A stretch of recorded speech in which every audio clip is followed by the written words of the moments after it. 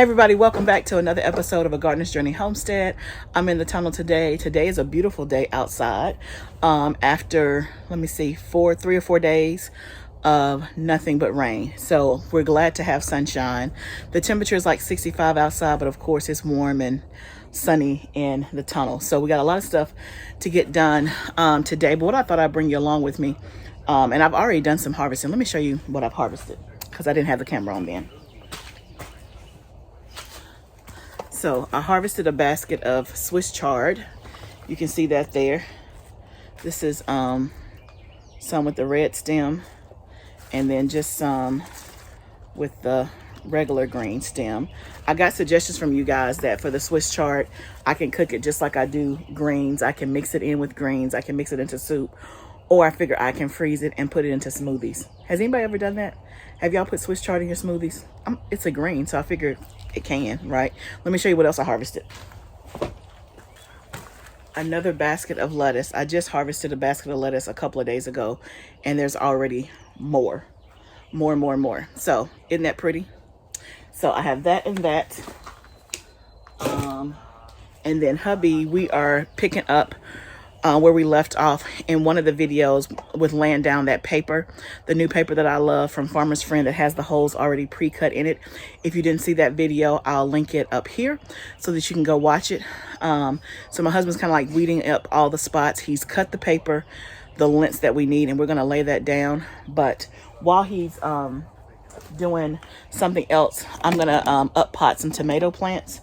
I was thinking that I was going to try and let my tomatoes be in these 2.5-inch pots until it's time to plant in the ground. But I don't know that some of them are going to make it. So the issue that I'm running into is that my tomato plants are getting tall, which is all good, but they're no longer fitting good under the grow lights in my house. I have them up as high as they can go, and they're still, touching right up into the light. And that's not too good because I've already seen like a couple of burn spots on some of my tomato plants that I think is from the light being too close. I have been putting them outside some during the daytime. And of course, last week I kept some tomatoes in the tunnel overnight because the temperatures were good.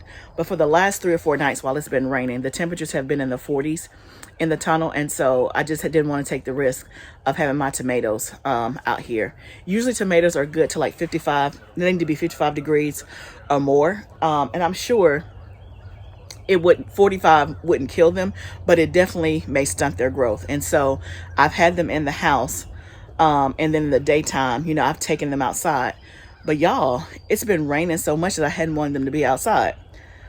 Dilemma. So let me show you.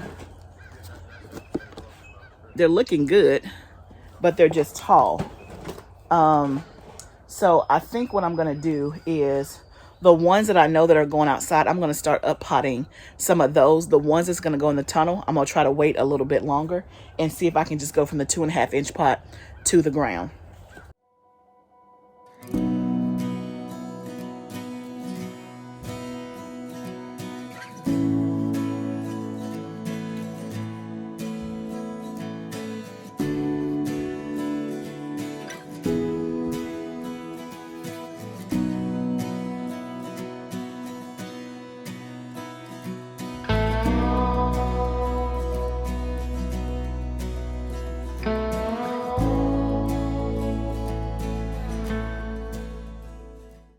Okay, I have 2 trays already up potted. So that's a total of 16. So you can see here, this is their new home, new soil.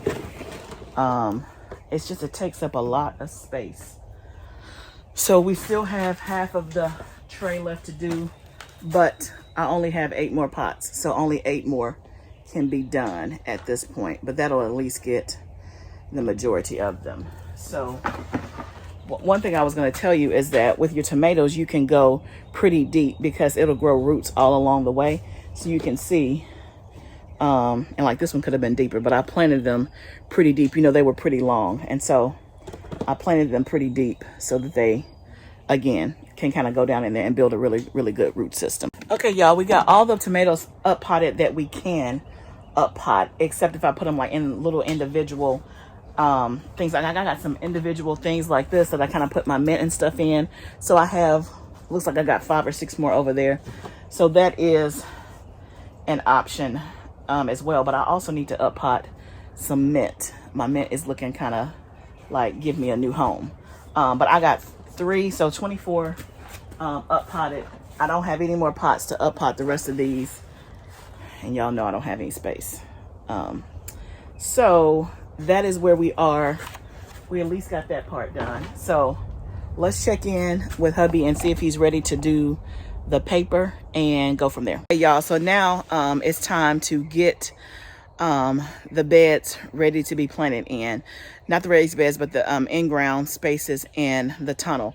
So on last week's video, I showed you the new fabric, woven weave fabric that we bought that had the holes already pre-measured.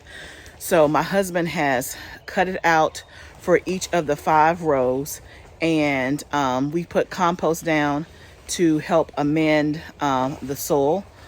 He's moving quite fast ahead of me. So let me turn you around and I'll show you where we are. Roll it back. Okay, so what he's done already is, you can see he already has 2 rows down. So basically he is getting ready to put, well, he has the first row down. He is getting ready to line up the second row. And for those who didn't see the video, this is from Farmer's Friend.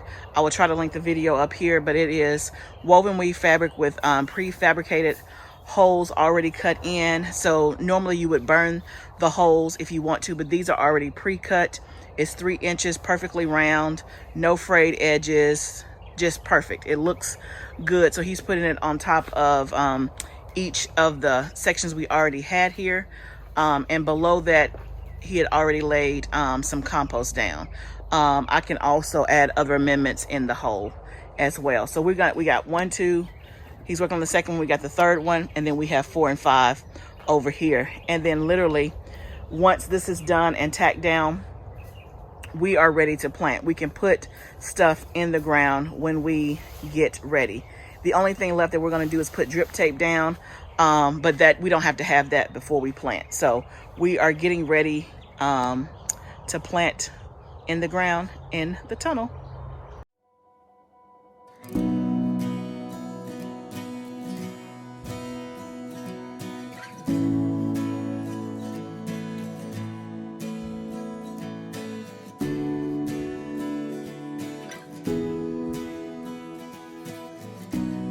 Okay, y'all, you can see that we have all 3 rows pretty much done.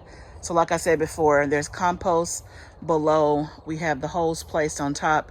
And I see my husband he just cut a slit where that existing trellis was. And then he'll be able to kind of tack it down. So that was a good, quick, easy way how he just tore my fabric like that. Boy, I tell you, people don't ask for permission. Do y'all see how this man just tore my fabric without permission? He done made him a little slit. I don't want any weeds coming up in between there. But what can you do when you have help? All you can do is just say thank you for the help, right? Thank you for the help. So, y'all, I'm excited because we are getting ready to plant. Not today, but I'm saying we're prepping. And things can go on the ground when the temperature says so. When the temperature stops acting funny, we're able to plant in the ground. So all we got left to do are the 2 rows on the other side, and this part will be done. So that's exciting. Now, the in-ground garden, we got to do the exact same thing too, but of course that's going to take a little bit longer, and we got to pull some weeds up. We haven't tended to that as well.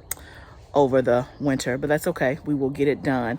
But at least we got this part done, so I feel comfortable that once the temperature levels out, we can start putting stuff in the ground in the tunnel. So that's exciting. Okay, y'all see all this? I have recycled some pots. So I found these pots in my tunnel. This is why I keep these pots, because they come in handy. You see these are something like from a nursery, a plant that I bought, and I kept the pots. I put my tomato plants in that because I ran out of those big 5-inch blue pots. You see, look at that,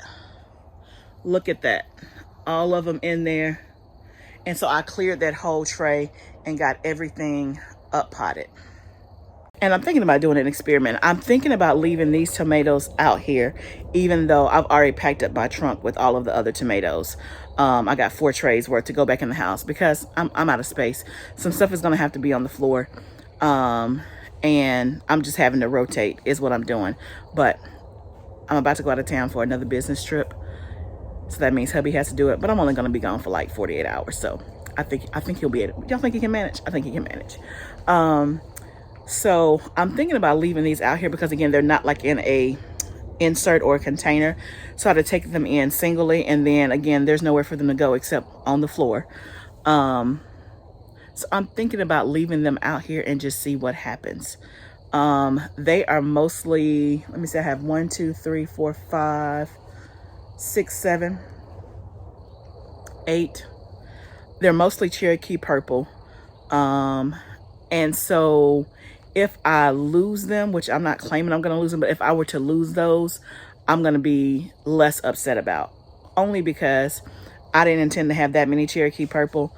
I just had a lot of seeds germinate. But the Cherokee purple in the past, I love the way it tastes, but in the past, it hasn't done well for me in terms of look. Like it cracks a lot, insect damage, because it is an heirloom. But I love the taste of it. But I'm not that big of a, like I don't anticipate me being able to sell it because it never looks pretty.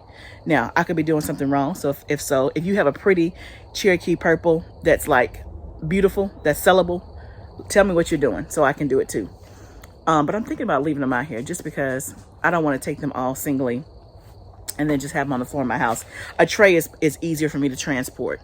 The temperature is going to get down to between 43 and 46 for the next 3 to 4 nights. Now, again, in the tunnel right now, so it's about 63 degrees outside right now, and it's 59 degrees in the tunnel. I do have one door cracked, and I have the back door open where the tractor is put in. So I wonder, again, will it get to 43 in the tunnel? I don't know. But if it does, again, I don't think it's going to kill them. I think it's just going to stunt their growth because that's a little low for tomatoes. But I may try it and see.